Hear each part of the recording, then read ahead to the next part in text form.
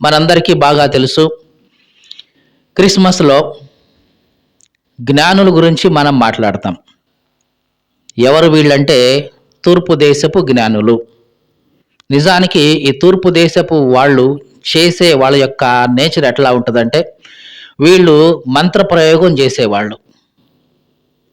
తూర్పు దేశపు వాళ్ళు ఎట్లాంటి వాళ్ళని దేవుని వాక్యం చెప్తుంది, మంత్ర ప్రయోగం చేసేవాళ్ళు. ఫిలిస్తీన్లాగా వీళ్ళు మంత్ర ప్రయోగం చేసేవాళ్ళు అని ఉంది.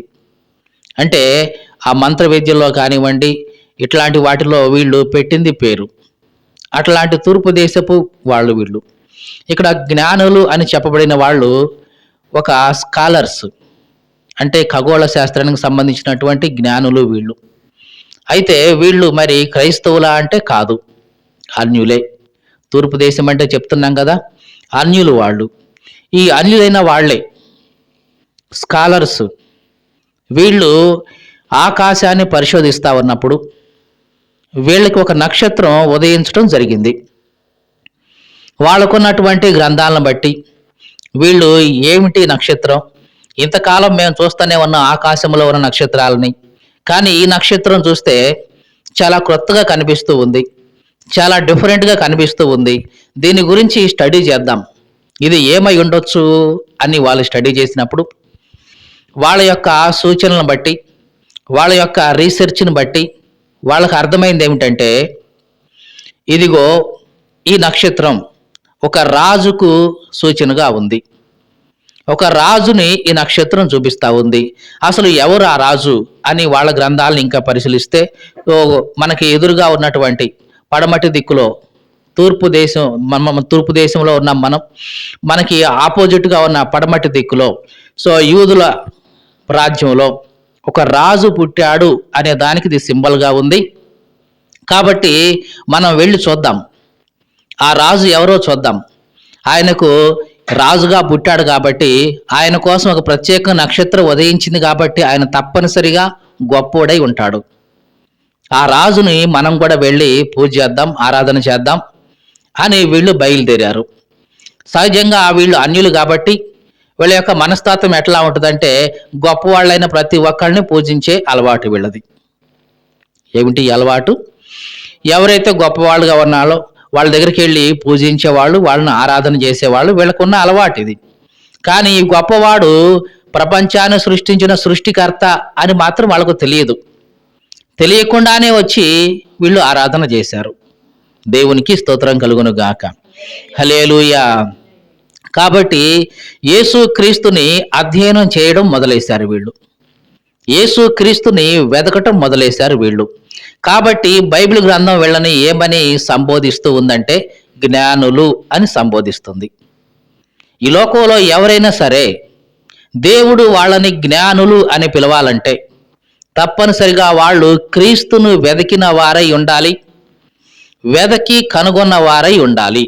అలాంటి వాళ్ళను మాత్రమే దేవుడు తన దృష్టిలో జ్ఞానులు అని పిలుస్తాడు.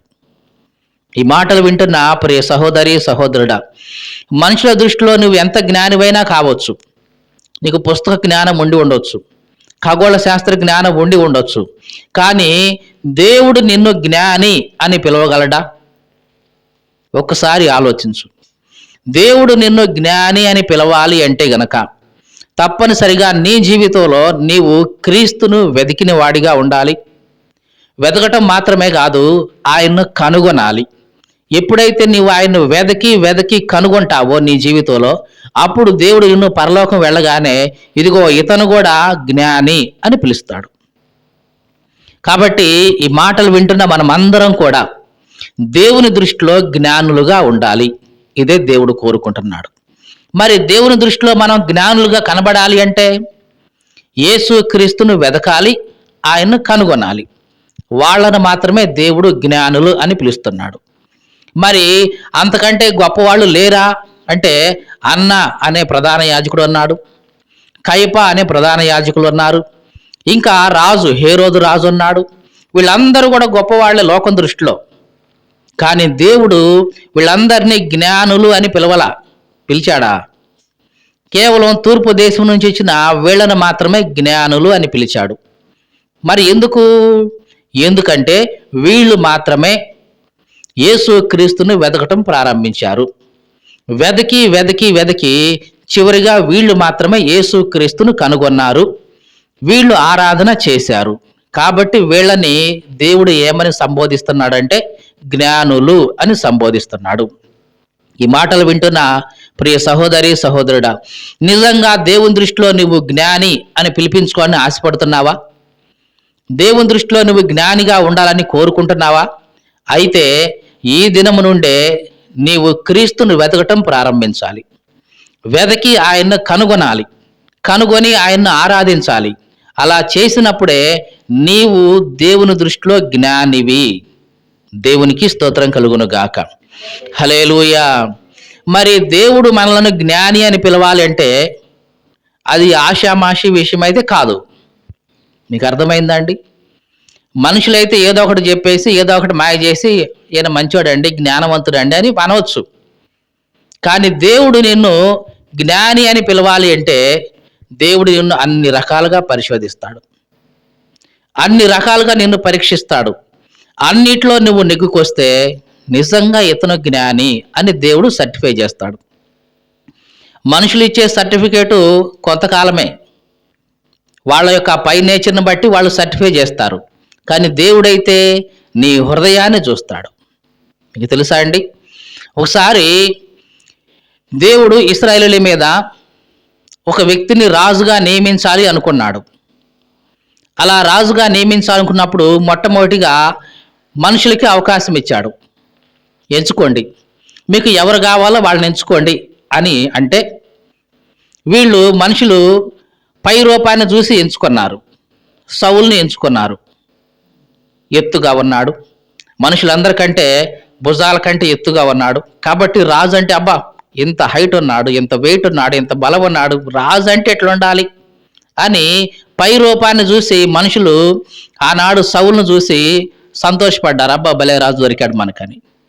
కానీ హృదయాన్ని చూస్తే సౌలు దేవునికి లోబడినవాడు కాదు. కాబట్టి ఏం జరిగిందంటే సౌలు తన రాజ్యాన్ని కోల్పోవాల్సి వచ్చింది. ఇక ఇప్పుడు దేవుడు రాజుగా ఇంకొకరిని ఇవ్వాల్సి వచ్చింది వాళ్ళకి.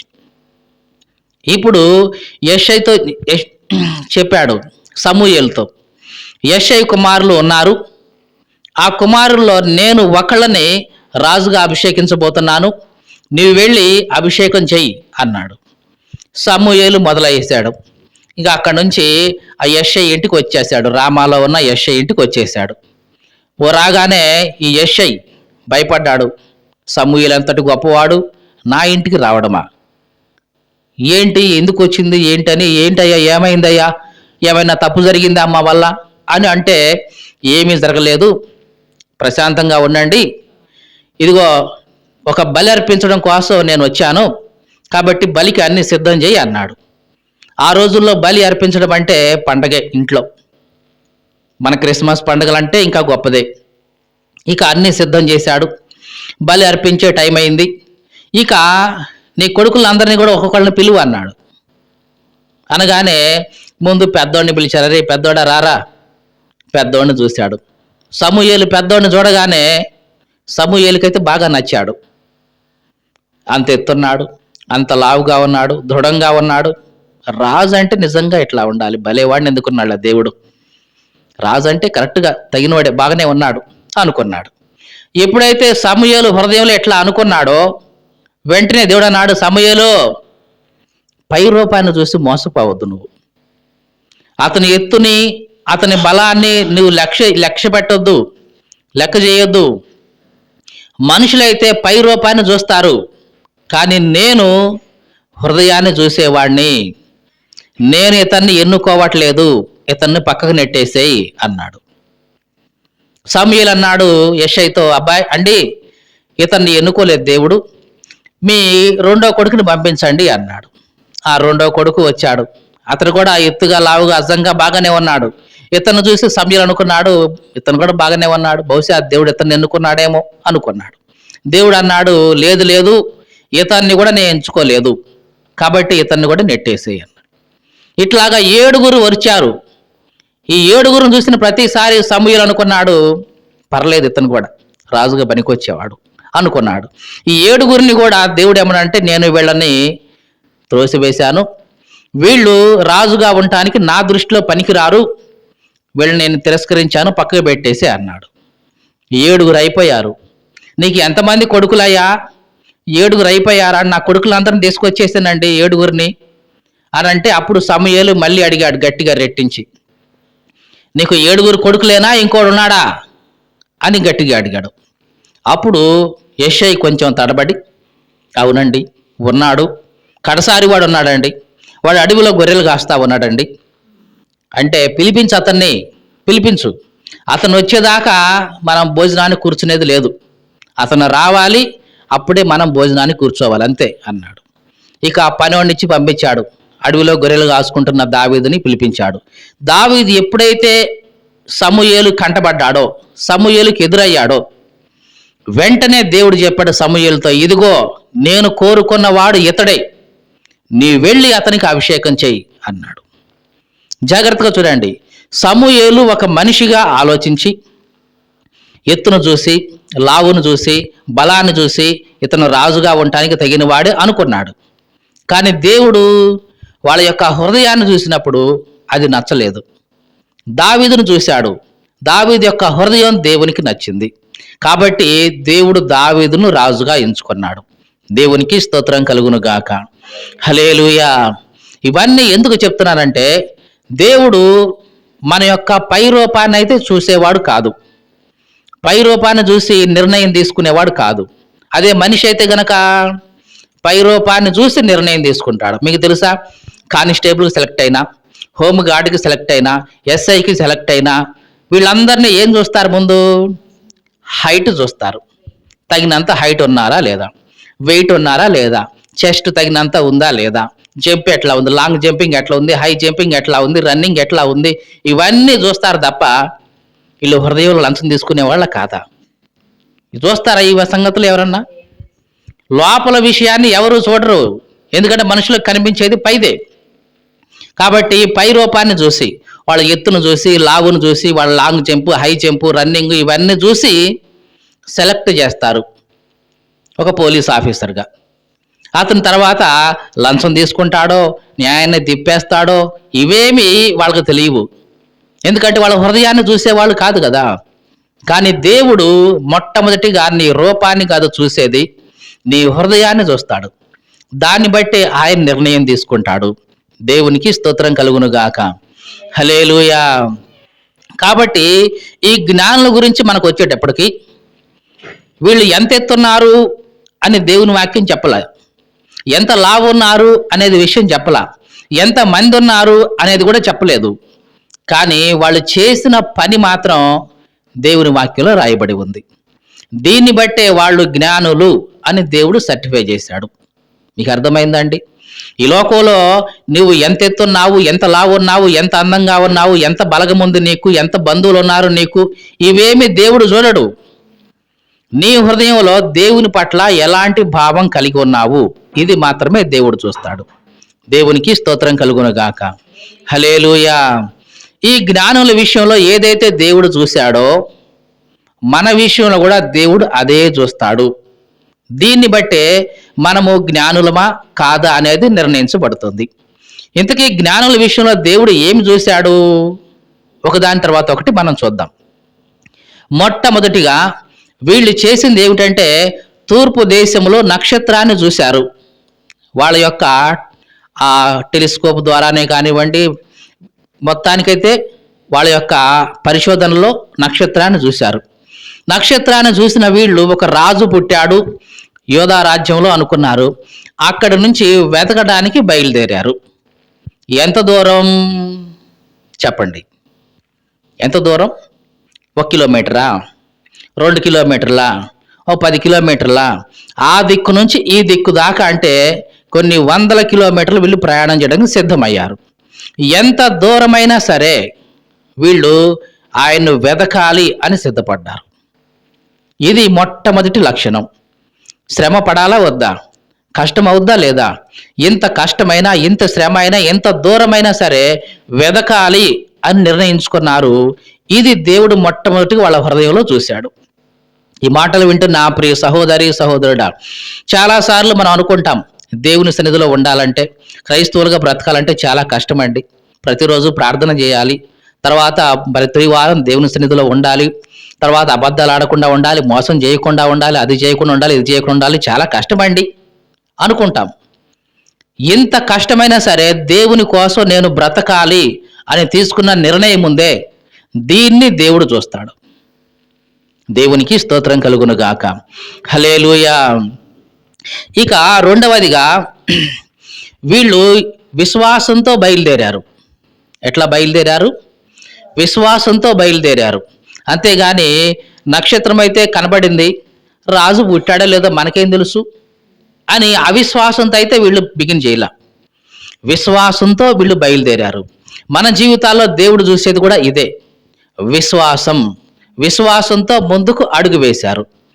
ఇక మూడవదిగా వీళ్ళు చేసింది ఏమిటంటే సుదీర్ఘమైన ప్రయాణం. ఎట్లాంటిది? సుదీర్ఘమైన ప్రయాణం. ఈ లోకంలో మనం చేసే ప్రయాణం కూడా చాలా సుదీర్ఘమైనది. దేవుణ్ణి చేరుకోవడానికి, యేసుక్రీస్తును చేరుకోవడానికి ఈ లోకంలో మనం చేసే ప్రయాణం చాలా సుదీర్ఘమైన ప్రయాణం. ఎంత సుదీర్ఘమైందంటే మన జీవితాంతం ప్రయాణం చేస్తూనే ఉండాలి. అవునా కాదా? ఒక వారం ప్రయాణం చేస్తే పోయేది కాదు. ఒక నెల రోజులు ప్రయాణం చేస్తే సరిపోయేది కాదు. ఒక సంవత్సరం చేసాము చాలే అనుకునేది కాదు. ఇది మనం బ్రతికినంత కాలం ఈ ప్రయాణం చేస్తూనే ఉండాలి కదండి. మనం చనిపోయేంత వరకు ఈ ప్రయాణం చేస్తూనే ఉండాలి. అలా చేస్తూ చేస్తూ చేస్తూ పరలోకంలో ఉన్న యేసు క్రీస్తుని మనం చేరుకుంటాము. వీళ్ళు ఎంతో దూరం ప్రయాణం చేసి చేసి చేసి యేసు క్రీస్తును కనుగొన్నట్లుగా మనం కూడా ఈ భూలోకం నుంచి పరలోకానికి మనం ప్రయాణం చేస్తూ చేస్తూ చేస్తూ చివరికి పరలోకాన్ని చేరుకొని అక్కడ ఉన్న యేసుక్రీస్తును చూస్తాము. వీళ్ళు బాలుడైన యేసుక్రీస్తును చూశారు. మనమైతే సింహాసనాసీనుడై ఉన్న యేసుక్రీస్తునే మనం కళ్ళారా చూస్తాం ఈ ప్రయాణంలో. దేవునికి స్తోత్రం కలుగును గాక. హల్లెలూయా. ఇక నాలుగో విషయం ఏంటంటే వీళ్ళు బయలుదేరేటప్పుడు జాగ్రత్తగా వినండి, బంధువుల్ని వదిలేసి బయలుదేరారు. అవునా కాదా? స్నేహితులు కూడా ఉంటారు, వాళ్ళని వదిలేసి బయలుదేరారు. అంటే వీళ్ళు బంధువులను వదిలేశారు, స్నేహితులను వదిలేశారు, వీళ్ళందరినీ కూడా వదిలేసి వీళ్ళు బయలుదేరి వచ్చేశారు. బహుశా బంధువులు వాళ్ళతో పాటు కలిసి వస్తే ఇబ్బంది లేదు, కానీ అందరూ కలిసి వస్తారా? రారు. అడిగే ఉంటారు, ఎక్కడికి వెళ్తున్నారండి? మేము తూర్పు దేశంలో నక్షత్రం చూసాము, అక్కడ నుంచి ఒక రాజు పుట్టాడని అర్థమైంది, కాబట్టి మేము ఆ రాజును వెతకటానికి వెళ్తున్నాము. ఎంతకాలం పట్టిద్దండి? ఏమో తెలియదు. మళ్ళీ ఎప్పుడు వస్తారండి? ఏమో, ఆయన చూసి కానీ మేము వస్తాం. అదేంటండి, ఎంతకాలం పట్టిద్దో తెలియదు, ఎన్ని రోజులు పట్టిద్దో తెలియదు, మరి ఎట్లా వెళ్తే ఎట్లాగా? పోనీ ఏ దేశమో తెలుసా అండి? మొత్తానికైతే యోధా దేశమే, కానీ ఎక్కడో తెలియదు, మొత్తానికైతే వెళ్ళడానికి వెళ్తున్నాం అన్నప్పుడు ఈ చుట్టూ ఉన్న వాళ్ళకి వీళ్ళు ఎట్లా కనిపిస్తున్నారు?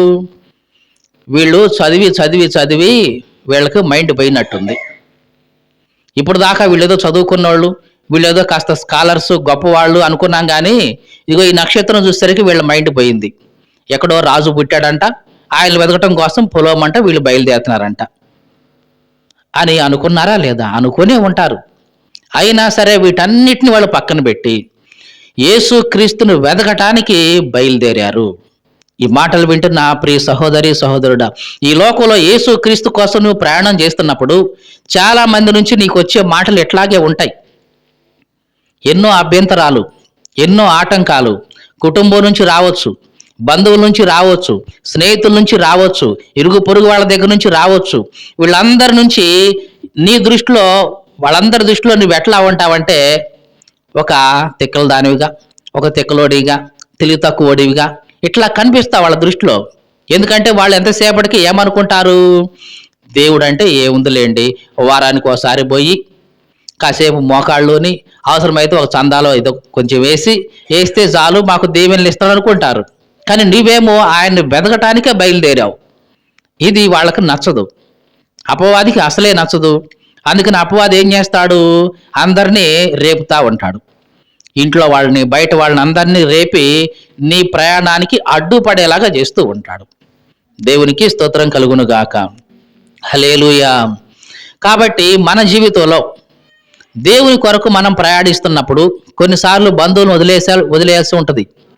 కొన్నిసార్లు స్నేహితులను వదిలేయాల్సి ఉంటుంది. కొన్నిసార్లు బంధువులను, ఇరుగు పొరుగు వాళ్ళని, వీళ్ళందరినీ కూడా వదిలేయాల్సి ఉంటుంది. వీటన్నిటిని విడిచిపెట్టి మనం ప్రయాణం చేయాల్సి ఉంటుంది. ఎవరైతే ఎట్లాగా ప్రయాణం చేశారో వాళ్ళను మాత్రమే దేవుడు జ్ఞానులు అని పిలవగలడు. మీకు అర్థమైందండి? వీళ్ళని దేవుడు జ్ఞానులు అని పిలిచాడంటే అల్లాటప్పగా జరిగిన విషయం అయితే కాదు. వీళ్ళు ఎంత త్యాగం చేశారు దేవుని కోసం.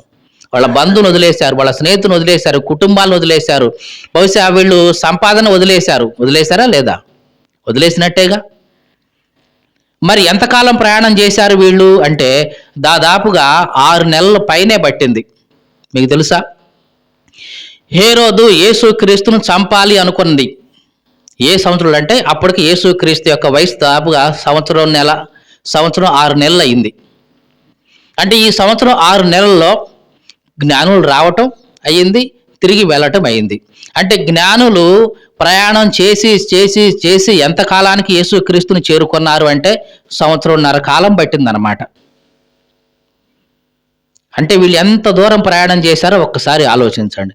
ఈ సంవత్సర కాలంలో వీళ్ళు ఎన్ని మాటలు వినుంటారో, ఎన్ని వ్యతిరేకమైన మాటలు వినుంటారో, ఎంత హేళన ఎదుర్కొని ఉంటారో, ఇవన్నీ కూడా వాళ్ళు అనుభవించారు. అనుభవించిన వీళ్ళు ఇంతమంది మనల్ని ఇన్ని రకాలుగా అనుకుంటున్నారు, మనం ఎందుకు పోవాలి, వెనక్కి తిరిగి పోదాం అని అనుకున్నారా? చూడండి, అనుకున్నారా? పోనీ అనుకుంటే ఈరోజు మనం వాళ్ళ గురించి మాట్లాడుకునే వాళ్ళమా? లేదు లేదు, వాళ్ళు వెనక్కి తగ్గిందే లేదు. ఎంతమంది ఎన్ని రకాలుగా వాళ్ళని అన్నా సరే వాళ్ళు ఏ మాత్రం కూడా వెనక్కి తగ్గలేదు, ముందుకే వెళ్ళారు. దేవునికి స్తోత్రం కలుగును గాక. హల్లెలూయా. కాబట్టి ఈ మాటలు వింటున్న ప్రియ సహోదరి సహోదరుడా, మరి నీ విషయంలో ఎట్లా ఉంది? ఎన్నోసార్లు నీ బంధువుల నుంచి నీకు సూటిపోటి మాటలు వచ్చి ఉంటాయి, నీ ఇరుగు పొరుగు వారి నుంచి సూటిపోటి మాటలు వచ్చి ఉంటాయి. వీళ్ళందరూ కూడా నేను ఇన్ని రకాలుగా అనుకుంటున్నప్పుడు మరి నీ అట్లా ఆలోచన ఎట్లా ఉంది? ఎవరు ఎన్ని రకాలుగా అనుకున్నా సరే నేను వెళతాను ముందుకి, దేవుణ్ణి వెతుకుతాను అని నువ్వు అనుకుంటే నిజంగా నువ్వు జ్ఞానివి. లేదులే, వాళ్ళు అట్లా అంటున్నారు, వీళ్ళు అట్లా అనుకుంటున్నారు నా గురించి అని నువ్వు వెనక్కి తగ్గావంటే దేవుని దృష్టిలో నువ్వు ఎప్పుడూ కూడా జ్ఞానివి కాదు, అజ్ఞానివిగానే ఉండిపోతావు. దేవునికి స్తోత్రం కలుగును గాక. హల్లెలూయా. ఇక మరొక విషయం ఏంటంటే వీళ్ళు నక్షత్రాన్ని చూసి ప్రయాణం చేశారు. దేన్ని చూసి? నక్షత్రాన్ని చూసే ప్రయాణం చేశారు. మరి నక్షత్రం సహజంగా ఎప్పుడు కనిపిస్తుంది? రాత్రి కాలంలో కనిపిస్తుంది. అంటే చీకటి పడిన తర్వాత వీళ్ళ ప్రయాణం మొదలై ఉంటుంది. రాత్రి అంతా ప్రయాణం చేస్తారు. పగలైన తర్వాత నక్షత్రం కనిపించదు, ఎందుకంటే సూర్యుని యొక్క వెలుగులో ఆ నక్షత్ర కాంతి కనిపించదు కాబట్టి వీళ్ళు పగలంతా కూడా రెస్ట్ తీసుకొని నైట్ సమయంలో వీళ్ళు ప్రయాణం చేసి ఉండొచ్చు. ఈ లోకంలో క్రైస్తవుని యొక్క ప్రయాణం కూడా సేమ్ ఇట్లాంటిదే. రాత్రికాల సమయంలో ప్రయాణం. ఈ లోకమంతా కూడా చీకటితో నిండి ఉంది. చీకటి అంటే పాపంతో నిండి ఉంది, దుర్మార్గంతో నిండి ఉంది, దుష్టత్వంతో నిండి ఉంది. ఒక్క మాటలో చెప్పాలంటే ఈ లోకమంతా దేంతో నిండి ఉంది? చీకటితో నిండి ఉంది. ఇట్లాంటి చీకటిలో, దుర్మార్గంతో నిండిన ఈ లోకంలో, దుష్టత్వంతో నిండిన ఈ లోకంలో ఎప్పుడు కూడా ఎదుటి వాళ్ళని ఎట్లాగా ముంచేయాలి, ఎట్లాగా నాశనం చేయాలి అని ఆలోచన కలిగిన వాళ్ళ మధ్యలో నుంచి క్రైస్తవులుగా, దేవుని బిడ్డలుగా మనం ప్రయాణం చేస్తూ ఉన్నాం. కాబట్టి మన ప్రయాణం చీకట్లోనే జరుగుతుంది. జ్ఞానుల ప్రయాణం చీకట్లోనే ఎట్లాగా జరిగిందో ఈ లోకంలో క్రైస్తవులుగా మన ప్రయాణం కూడా ఎట్లా జరుగుతుంది? చీకట్లోనే జరుగుతుంది. మన చుట్టూ ఉన్న మనుషులు చీకటి సంబంధమైన మనుషులే. వాళ్ళు బయటికి మంచిగా మాట్లాడినా వాళ్ళ హృదయం లోపల ఎట్లుంటుందంటే వీళ్ళు ఎదుగుతున్నారు, ఏ రకంగానే సరే వీళ్ళని దించేయాలి, వీళ్ళు బాగుపడకూడదు, వీళ్ళు చెడిపోవాలి అని హృదయం అంతా కూడా చీకటితో నింపుకున్న మనుషుల మధ్య మనం ఉన్నాం. అట్లాంటి వాళ్ళ మధ్యలో మనం దేవుణ్ణి వెతుకుతూ ప్రయాణం చేస్తున్నాం, ఈ జ్ఞానుల్లాగానే. దేవునికి స్తోత్రం కలుగును గాక. హల్లెలూయా. కాబట్టి ఇంత చీకట్లో కూడా వీళ్ళు ఏమైనా వెనక్కు తగ్గారా అంటే లేదు. దానికి బదులుగా వీళ్ళు సంతోషంగా ప్రయాణం చేస్తున్నారు. ఎందుకు సంతోషంగా ప్రయాణం చేస్తున్నారు అంటే వీళ్లకు వెలుగు చూపిస్తుంది వీళ్ళ ముందుగా వెళ్తున్న నక్షత్రం. అందుకోసమే వీళ్ళు సంతోషంగా ప్రయాణిస్తున్నారు. దేవునికి స్తోత్రం కలుగునుగాక. హల్లెలూయా. ఈ లోకంలో క్రైస్తవులుగా మనం ఈ చీకట్లో ప్రయాణిస్తున్నప్పుడు మనకు వెలుగు చూపేది దేవుని వాక్యం ఉంది. నక్షత్రం ఆనాడు ఎలాగైతే వాళ్ళకి వెలుగు చూపిందో ఈ దినాల్లో కూడా దేవుని వాక్యం మనకు వెలుగు చూపుతూ ఉంటుంది. ఆ దేవుని వాక్యాన్ని బట్టి మనం ముందుకు అడుగేస్తూ ఉంటాం. కాబట్టి మనం సంతోషంగా ముందుకు వెళ్తూ ఉంటాం. మన జీవితాల్లో కష్టాలు ఉంటాయి, శ్రమలు ఉంటాయి, ఇరుకులు, ఇబ్బందులు ఇవన్నీ ఉంటాయి. అయినా సరే ఆ నక్షత్రపు కాంతి మనకు సంతోషాన్ని ఇస్తూ ఉంటుంది. దేవుని యొక్క వాక్యపు వెలుగు మనకు సంతోషాన్ని ఇస్తూ ఉంటుంది. ఆ సంతోషాన్ని బట్టే మనము ఆ వాక్యాన్ని అనుసరించుకుంటూ ముందుకు నడుస్తూ ఉన్నాం. దేవునికి స్తోత్రం కలుగునుగాక. హల్లెలూయా.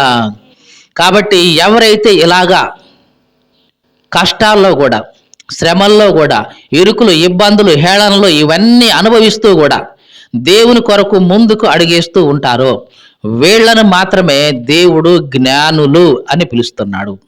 ఈ మాటలు వింటున్న ఆ ప్రియ సహోదరి, సహోదరుడా, మరి నీ సంగతి ఏమిటి? నీవు కూడా దేవుని చేత జ్ఞాని అని పిలవబడాలని కోరుకున్నట్లయితే ఇదిగో నీ జీవితంలో ఎన్ని శ్రమలు వచ్చినా, ఎన్ని కష్టాలు వచ్చినా, ఎన్ని ఇరుకులు, ఇబ్బందులు, నిందలు ఎదురైనా సరే నీవు వెనక్కు తిరగకుండా ముందుకే కొనసాగుతూ ఉండాలి. అలా ఉన్నప్పుడు మాత్రమే దేవుని దృష్టిలో నీవు జ్ఞానివి అని పిలువబడతావు. దేవునికి స్తోత్రం కలుగునుగాక. హల్లెలూయా.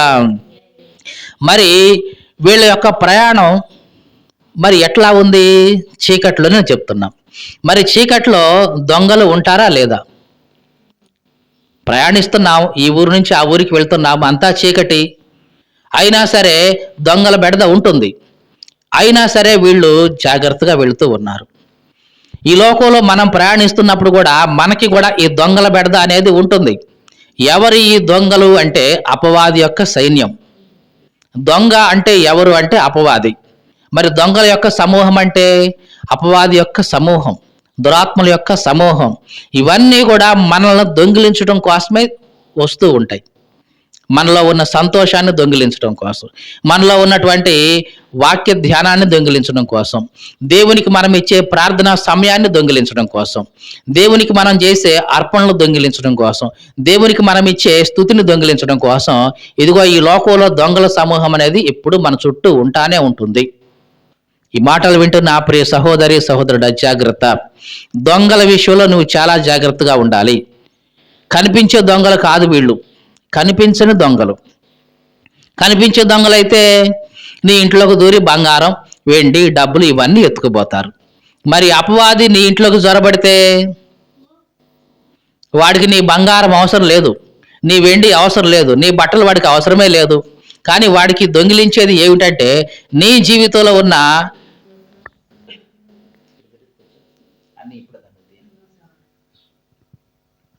దేవునికి స్తోత్రం కలుగునుగాక. హల్లెలూయా. మరి అపవాది దొంగిలించేది ఏమిటి అంటే నీ జీవితంలో దేవుని పట్ల నీకున్న ఆసక్తిని దొంగిలిస్తాడు. మీకు తెలుసా అండి, ఈ క్రిస్మస్ దినాల్లో దొంగతనాలు జరిగేది మరి ముఖ్యంగా ఇదే. దేవుని వాక్యం పట్ల ఆసక్తి ఉండదు, కానీ మిగతా ఆసక్తి అంతా దేని వైపు మళ్ళిస్తాడు అంటే వాడు బట్టల వైపు మళ్ళిస్తాడు, ఈ చర్చి డెకరేషన్ల మీద మళ్ళిస్తాడు, హంగులు, ఆర్భాటాలు వీటి మీద మళ్ళిస్తాడు. అంటే క్రీస్తు దగ్గరికి కాదు, దేవుని వాక్యం దగ్గరికి కాదు, ప్రార్థన దగ్గర కాదు, మిగతా వాటన్నిటికీ ఆసక్తి చూపించేలాగా చేస్తాడు. మీరు చాలా చూడండి, సంఘాల్లో ప్రార్థన చేద్దాం రండి అంటే ఎవరు రారు. కానీ ఇట్లా రండి భోజనాలు పెట్టుకుందాం రండి అంటే అప్పుడు వచ్చేస్తారు. అంటే వీళ్ళ ఆసక్తిని అపవాది దేని మీదకి మళ్ళిస్తాడు అంటే భోజనాల మీదకి మళ్ళిస్తాడు. లేదు పలానా చర్చి దగ్గర కొత్త కొత్త చీరలన్నీ అమ్ముతున్నారంట అని అంటే గనక ముందు వెళ్ళిపోతాం. పలానా చర్చి దగ్గర ఆరాధన జరుగుతుంది, ప్రార్థన జరుగుతుంది రండి అంటే మాత్రం రాము. అంటే మన ఆసక్తిని ఎటు మళ్ళిస్తాడు అపవాది అంటే ఇదిగో లోక సంబంధమైన వస్తు వాహనాల వైపు మళ్ళిస్తాడు. ఆ రకంగా మన ఆత్మీయతను వాడు దొంగిలిస్తాడు, దొంగతనం చేస్తాడు. దేవుని పట్ల మనం చూపే ఆరాధనలు దొంగిలిస్తాడు, ఆ స్తుతి దొంగిలిస్తాడు, దేవుని పట్ల మనం ఇవ్వాల్సిన సమయాన్ని దొంగిలిస్తాడు, ప్రార్థన ఆసక్తిని దొంగిలిస్తాడు, ఆత్మీయత మొత్తం దొంగిలించేసి శరీర సంబంధమైన వాటి మీదే మన ఆసక్తి ఉండేలాగా చేస్తాడు. మొత్తానికి మనం ఏం చేస్తున్నాం? దొంగతనానికి లోనైపోయాం. దొంగిలించిన వాడు ఎవడు అంటే అపవాది. ఇలాగా అపవాది వాడి యొక్క సమూహం మన చుట్టూ కూడా ఉండి ఏదో రకంగా మనల్ని దొంగతనం చేయడానికి సిద్ధమవుతూ ఉంటారు. దేవునికి స్తోత్రం కలుగును గాక. హల్లెలూయా. కాబట్టి మనం జాగ్రత్త పడాలి. ఈ లోకంలో మనం ప్రయాణిస్తున్నప్పుడు, ఈ చీకటి నిండిన ఈ లోకంలో ప్రయాణిస్తున్నప్పుడు మన చుట్టూ అపవాది వాడి సమూహం దొంగల్లాగా వెనకాలే ఉంటారు. ఎప్పుడు దొంగిలిద్దామా అని ఎదురు చూస్తూనే ఉంటారు. వీటన్నిటిని మనం జాగ్రత్తగా చూసుకుంటూ ముందుకు అడుగు వేయాలి. దేవునికి స్తోత్రం కలుగును గాక. హల్లెలూయా. మరి ఈ దినాల్లో అయితే ప్రయాణం చేయడానికి బస్సులు, కార్లు ఇవన్నీ ఉన్నాయి. మరి ఆ రోజుల్లో ప్రయాణించడానికి ఏ వాహనాలు లేవు. బహుశా వీళ్ళు ఉన్న వాహనాలు గాడిదలే కావచ్చు, ఒంటెలే కావచ్చు, చిన్న చిన్న వాహనాల మీద ప్రయాణం చేస్తూ ఉండుంటారు. జంతువులే వాళ్ళకు వాహనాలు. ఎందుకంటే అవి అయితే అడవిలో ఉంటాయి, తర్వాత ఎడారుల్లో వెళ్తాయి, అన్నిట్లో వెళ్తాయి. ఈ దినాల్లోనైతే రోడ్లు ఇవన్నీ ఉన్నాయి. కానీ ఆ రోజుల్లో వాళ్ళు ప్రయాణం చేస్తున్నప్పుడు ఎటువంటి రోడ్లు ఏమైనా ఉన్నాయా? ఏమీ లేవు. అరణ్యాల్లో ప్రయాణం చేస్తుంటారు, ఎడారుల్లో ప్రయాణం చేస్తుంటారు. కాబట్టి ఈ దినాల్లో మనకున్నటువంటి రోడ్లు కానీ, ప్రయాణ సాధనాలు కానీ అప్పుడు లేవు. మరి వీళ్ళ యొక్క ప్రయాణం ఎట్లా సాగి ఉంటుంది? అరణ్యంలో, అడవుల్లో, ఎడారుల్లో సాగి ఉంటుంది. మరి ఈ అరణ్యంలో, అడవుల్లో, ఎడారుల్లో ప్రయాణం సాగుతున్నప్పుడు దొంగల బెడతో పాటు క్రూర మృగాలు ఉంటాయా లేవా? పాములు, విష సర్పాలు ఉంటాయా లేదా? పైగా వీళ్ళు చేస్తున్న ప్రయాణం ఎప్పుడు? చీకట్లో.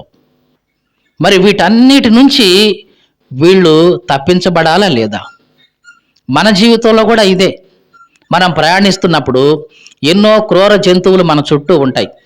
మనుషులే, కానీ వాళ్ళ స్వభావం ఒక జంతు స్వభావం లాగా ఉంటుంది.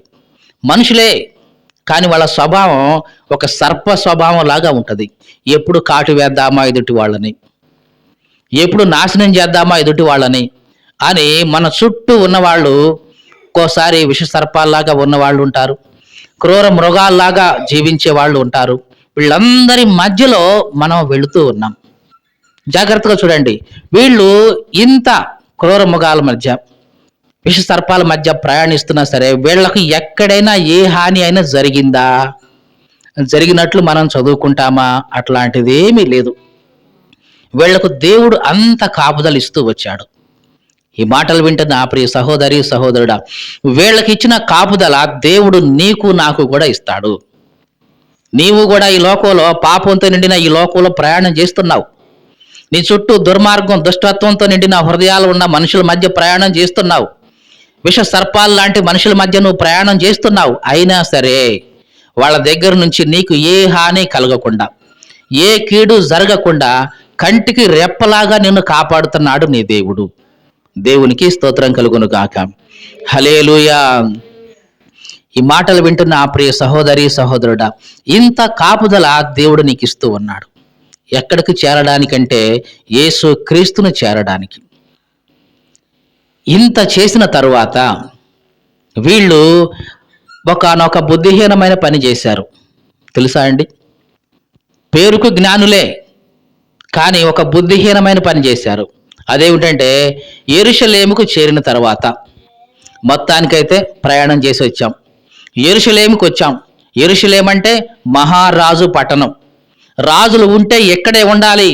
రాజుల కోటలో అనుకున్నారు. వెళ్ళి హేరోదు రాజును అడిగారు, అయ్యా మేము తూర్పు దేశం నుంచి వచ్చామండి, ఇక్కడ ఒక మహారాజు పుట్టాడని మాకు సందేశం దొరికింది నక్షత్రం ద్వారా. ఎక్కడైనా పుట్టాడా? మీ కోటలో పుట్టాడా అని అడిగాడు. హేరోదు రాజు అసలే సింహాసనం అంటే పేరాశ కలిగిన వాడు. నేను రాజుగా ఉంటే ఇంకొక రాజు పుట్టాడా, అది కూడా ఈ దేశంలో అని మత్సరంతో నిండుకొన్నాడు. అయినా సరే కపటంగా పైకి యాక్టింగ్ చేశాడు. అవునా, ఎప్పుడు పుట్టాడు? ఏమండి మేము బయలుదేరి సంవత్సరంన్నర పైన అవుతుందండి. అవునా, సంవత్సరంన్నర క్రితమా? ఉహుం. పోనీ ఎక్కడ పుట్టాడు ఏమన్నా తెలుసా అండి? తెలియదండి. యోధా రాజ్యంలోనే అనుకుంటున్నామండి. ఈ కోటలో లేడా అండి? అవునా, ఈ కోటలో అయితే లేడు కానీ ఒక పని చేయండి. మీరు ఈ దేశం మొత్తం ఎంక్వైరీ చేయండి. చేసి ఆ రాజు మీకు కనబడగానే, మీరు ఆయన పూజించడానికి వచ్చామని చెప్పారు కదా, నాకు కూడా చెప్పండి. నేను కూడా వచ్చి నేను ఆయన్ని పూజ చేస్తాను, నాకు కూడా చెప్పండి అని కపటంగా అన్నాడు. పాపం వీళ్ళకేమీ తెలియదు కదా, వీళ్ళు కాముగా వెళ్ళిపోయారు. సరే అని అనలేదు, కాదు అని కూడా చెప్పలేదు. మొత్తానికైతే విన్నారు, వెళ్ళిపోయారు. ఇక హేరోదు రాజు వీళ్ళని ఎప్పుడైతే బయటికి పంపించేశాడో, జ్ఞానుల్ని, ప్రధాన యాజకుల్ని అందరినీ గ్యాదర్ చేశాడు నైట్కి నైట్. అబ్బాయ్, క్రీస్తు పుట్టాడు అని కొంతమంది వచ్చారు. అసలు ఎక్కడ పుడతాడు క్రీస్తు చెప్పండి అనగానే, వీళ్ళందరూ ప్రధాన యాజకులు కదా, శాస్త్రులు కదా, ధర్మశాస్త్రం అంతా బాగా తెలిసిన కదా, అసలు తడుముకోకుండా అని చెప్పాడు. బెత్తలహేము ప్రాంతంలో పుడతాడండి, లేఖనాలు చెప్తున్నాయండి అని అన్నాడు. అవునా, రైట్, చూద్దాం అని కాముగా ఉన్నాడు. జాగ్రత్తగా చూడండి, దేవుడు ఈ బాలుడైన యేసుకు ఎంత కాపుదల ఇచ్చాడంటే అంత కాపుదల. హేరోదు అనుకున్నాడు, నేను చాలా జ్ఞానంగా ప్రవర్తించాను. ఎంత జ్ఞానం అంటే ఈ వచ్చిన వాళ్ళతో చాలా యుక్తిగా మాట్లాడాను. ఎంత యుక్తిగా అంటే, మీరు కనుగొన్న తర్వాత నాకు వచ్చి వర్తమానం చెప్పండి అన్నాను. వాళ్ళు తప్పనిసరిగా చెప్తారు, నేను వెళ్ళి అతన్ని చంపేయొచ్చు అనుకున్నాడు. ఈ హేరోదు చేసిన బుద్ధిహీనమైన పని ఏమిటంటే, ఇక్కడ యోధా రాజ్యమే అన్నారు కదా వీళ్ళు, బెత్లెహేం అనే తెలుసు కదా వీళ్ళు. ఈ జ్ఞానులతో పాటు కొంతమంది గూఢాచారులను తన వాళ్ళని పంపిస్తే ఏం జరిగి ఉండేది చెప్పండి? జ్ఞానులతో పాటు మీరు ఒక్కళ్ళే ఎందుకండి, మీతో పాటు మా సైనికులు కూడా వస్తారు, వీళ్ళని కూడా తీసుకుని పోతే మీకు సహాయంగా ఉంటారని చెప్పి కొంతమందిని తన వాళ్ళని తోడు చేసి పంపిస్తే ఏమై ఉండేది? ఆ చూసిన వాళ్ళు తప్పనిసరిగా వచ్చి రాజుకు చెప్పేవాళ్ళు. ఆ రాజు ఎగ్జాక్ట్గా ఆ ప్లేస్కి వెళ్ళి బాలుడైన యేసును హతం చేసి ఉండేవాడు. కానీ హేరోదు జ్ఞాని అనుకున్నాడు. ఆ సమయంలో హేరోదు యొక్క జ్ఞానాన్ని అజ్ఞానంగా మార్చేశాడు దేవుడు. ఎంత అజ్ఞానం అంటే, కనీసం ఉన్న ఆ యెరూషలేముకి బెత్లెహేముకి 7 కిలోమీటర్లే. ఎంత దూరం? 7 కిలోమీటర్లే. ఆ ప్లేస్ను కరెక్ట్గా క్యాచ్ చేయడం కోసం హేరోదు ఒక సైనికులను ఒకవేళ పంపిస్తూ ఉంటే గనక కంపల్సరిగా ఏం జరిగి ఉండేది? హేరోదు రాజు కనుగొనేవాడు ఆ స్థలాన్ని, వెంటనే వచ్చి సంహరించేవాడు. కానీ హేరోదు చేసిన బుద్ధిహీనమైన పని ఏంటంటే, ఎవరిని పంపించలా. సంపూర్ణంగా నమ్మాడు ఈ జ్ఞానుల్ని. వీళ్ళు ఇస్తారులే నాకు వర్తమానం, నాకు ఇబ్బంది ఏమీ లేదు అనుకున్నాడు. ప్రశాంతంగా పడుకున్నాడు. కానీ జరిగింది ఏమిటంటే, ఈ జ్ఞానులు వెళ్ళారు, బాలుడైన యేసును చూశారు, ఆరాధన చేశారు, వాళ్ళు తెచ్చుకున్నటువంటి బంగారం, బోళం, సాంబ్రాణి ఇవన్నీ అర్పించారు. సరే, చీకటి పడుతుంది కదా, పొద్దున్నే బయలుదేరదాం అనుకొని ఆ రోజు అక్కడే పడుకున్నారు. ఆ రాత్రి దేవుని దూత ఈ జ్ఞానులతో మాట్లాడాడు. ఏమని? ఇదిగో, హేరోదు ఈ పసిబాలుని చంపాలనుకుంటున్నాడు. మీరు వచ్చిన మార్గంలో వెనక్కి తిరిగిపోవద్దు, అంటే మళ్ళీ హేరోదు దగ్గరికి వెళ్ళొద్దు, వెళ్లకుండా వేరొక మార్గంలో మీ దేశానికి వెళ్ళండి అని చెప్పాడు. వీళ్ళు అర్థమైంది. వెంటనే వచ్చిన దారిలో వెనక్కి వెళ్లకుండా, హేరోదు రాజు దగ్గరికి వెళ్లకుండా వేరొక మార్గంలో వాళ్ళ దేశానికి వెళ్ళిపోయారు. మొత్తానికి ఆ దేశానికి వెళ్ళిపోయిన తర్వాత హేరోదు రాజుకు అర్థమైంది, ఏవండి మీరు జ్ఞానులు నమ్మి పంపించారు, వాళ్ళు తిరిగి రాలేదు, వాళ్ళు వేరొక మార్గంలో ఎస్కేప్ అయిపోయారు అని మొత్తానికైతే హేరోదుకు తెలిసింది. అవునా, ఇప్పుడు ఏం చేయాలి? సరేలే, మన చేతిలోనే ఉంది కదా రాజ్యం, మన ప్రాంతమే కదా ఇది అనుకొని 2 సంవత్సరాలు తక్కువ వయసు ఉన్న వాళ్ళు ఎవరైతే ఉన్నారో, అది కూడా మగపిల్లలు ఎవరైతే ఉన్నారో వాళ్ళందరినీ చంపేయండి అయ్యా అని ఆజ్ఞ ఇచ్చేశాడు. మీకు అర్థమైందండి? జ్ఞానులు చేసిన ఆ బుద్ధిహీనమైన పని వల్ల ఇదిగో ఇంతమంది ఆ దినాల్లో బాధపడ్డారు. దాదాపుగా చరిత్ర చూస్తే 1500 మంది పిల్లలు చనిపోయారు హేరోదు రాజు యొక్క ఆజ్ఞ ప్రకారం. ఒకళ్ళు ఇద్దరు కాదండి, 1500 మంది పిల్లలు చనిపోయారు. వీళ్ళందరూ కూడా ఎంత వయసు ఉన్నవాళ్ళు? 2 సంవత్సరాల లోపు వాళ్ళే. ఎందుకు? ఆ 2 సంవత్సరాల లోపులోనే యేసుక్రీస్తు ఉంటాడు కాబట్టి ఆ 2 సంవత్సరాల ప్రాయంలో లోపల ఉన్న వాళ్ళందరినీ చంపేస్తే వీళ్ళల్లో ఆ పుట్టిన రాజు, ఆ కొత్త రాజు ఎవరో పోతాడు. నా రాజ్యానికి వచ్చిన ఇబ్బంది ఏమీ లేదు అనుకున్నాడు హేరోదు. కానీ ఆ రాత్రికి రాత్రే దేవదూత యేసేపుతో మాట్లాడాడు.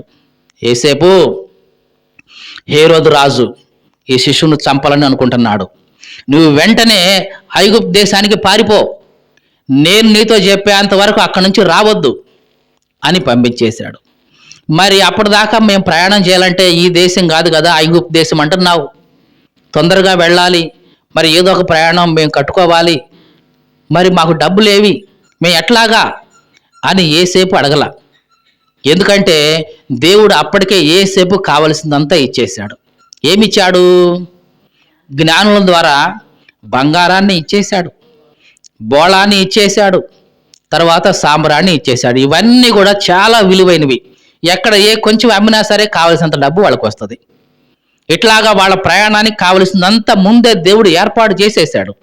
చేసి బయలుదేరి ఐగుప్తు దేశానికి వెళ్ళిపో, నేను నీకు చెప్పేంత వరకు మళ్ళీ అక్కడి నుంచి రిటర్న్ అవ్వద్దు, ఉండిపో అన్నాడు.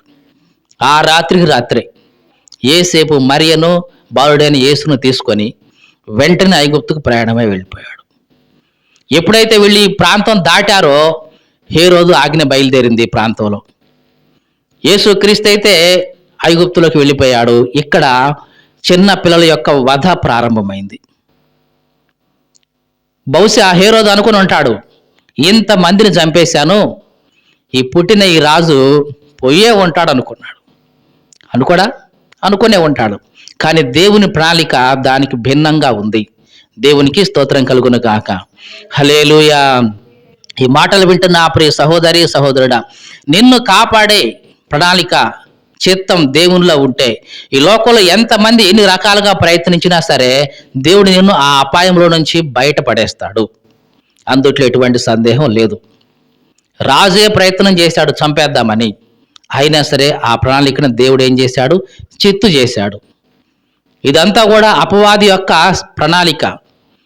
యేసు క్రీస్తును బాల్యంలో ఉండగానే చంపేయాలనుకున్నాడు. దేవుడు దానికి ఇంకొక ప్రణాళిక వేసి అక్కడి నుంచి ఎస్కేప్ చేశాడు. ఇట్లాగా ఈ లోకంలోకి రక్షణ రాకూడదు, యేసు క్రీస్తు పెరగకూడదు, ఎదగకూడదు, ఆయన బలియాగం చేయకూడదు, చేస్తే ఈ లోకానికి అంతటికి రక్షణ వస్తుంది అని అపవాది అప్పటి నుంచి ప్రయత్నం చేస్తూనే ఉన్నాడు. యేసు క్రీస్తు వచ్చిన తర్వాత ఆయన బోధించేటప్పుడు శాస్త్రుల ద్వారా అటాక్ చేశాడు, పరిశీలన ద్వారా అటాక్ చేయించాడు.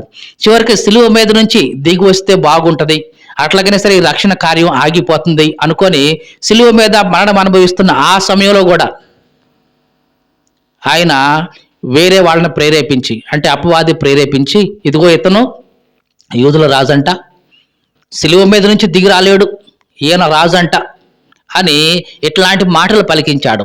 అట్లాగైనా పౌరుషంతో సిలువ మీద నుంచి గబక్కున యేసుప్రభు దిగి వస్తాడేమో, ఆ రకంగానే సరే మరణం పొందకుండా బతికి బయటపడతాడేమో, ఈ లోకానికి రక్షణ రాకుండా చేద్దాం అని అపవాది ప్రణాళిక.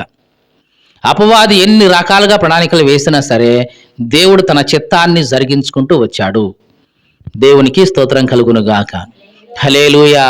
ఈ మాటలు వింటున్న ప్రియ సహోదరి సహోదరుడా, నీ జీవితంలో నిన్ను అభివృద్ధి పొందించడం దేవుని చిత్తమైతే ఎవరు ఎన్ని రకాలుగా ప్లాన్లు వేసినా, ఎవరు ఎన్ని రకాలుగా స్కెచ్లు గీసుకున్నా వాటన్నిటిని కూడా దేవుడు చిత్తు చేసి నీకు అభివృద్ధిని ఇవ్వగలడు. నీకు ఆశీర్వాదం ఇవ్వడం దేవుని చిత్తమని దేవుడు అనుకుంటే, ఇదిగో ఎవరు ఎన్ని రకాలుగా నిన్ను నొక్కాలని ప్రయత్నం చేసినా, ఎవరు ఎన్ని రకాలుగా నిన్ను నింటేయాలని ప్రయత్నం చేసినా ఆ ప్రయత్నాలన్నింటినీ కూడా విఫలం చేసి దేవుడు నీకు ఆశీర్వాదాన్ని ఇవ్వగలడు. నిన్ను పైకెత్తాలని దేవుని యొక్క సంకల్పం అయితే ఎవరు ఎన్ని చేతులేసి నిన్ను నెట్టాలని చూసినా ఆ చేతులన్నిటినీ కూడా తెంచివేసి, అవసరమైతే నరికి వేసి దేవుడు నీ అభివృద్ధిని పైకి లేపగలడు. కాబట్టి దేవునికి అసాధ్యమైనది ఏదీ లేదు. మరి నువ్వేం చేయాలి? ఎన్ని శ్రమలైనా, ఎంత కష్టమైనా ఈ జ్ఞానుల్లాగా దేవుని కోసం ముందుకు కొనసాగుతూ ఉండాలి. దేవునికి స్తోత్రం కలుగును గాక. హల్లెలూయా. ఈ క్రిస్మస్ దినాల్లో మనం ఒక తీర్మానం చేసుకోవాలి. దేవా, ఇదిగో ఈ దినం జ్ఞానుల గురించి నేను నేర్చుకున్నాను దేవా. నిజంగా వాళ్ళు జ్ఞానులు అని పిలువబడ్డారంటే ఎన్ని శ్రమలు అనుభవించారో, ఎన్ని కష్టాలు ఎదుర్కొన్నారో, ఎన్ని పరీక్షలు ఎదుర్కొన్నారో వీటన్నిటిని అనుభవించి నీ దృష్టిలో వీళ్ళు జ్ఞానులుగా ఉన్నారు నాయనా. ఇదిగో నేను కూడా ప్రభువా నీ దృష్టిలో జ్ఞానిలాగా బ్రతుకుతా. నా జీవితంలో ఎన్ని కష్టాలు వచ్చినా, ఎన్ని శ్రమలు వచ్చినా, నిందలు, ఇరుకులు, ఇబ్బందులు ఎన్ని ఎదురైనా సరే నీ కొరకు ముందుకు అడుగేస్తా ప్రభువా అని ఒక తీర్మానం మనం చేసుకుందాం. ప్రార్థన చేద్దాం.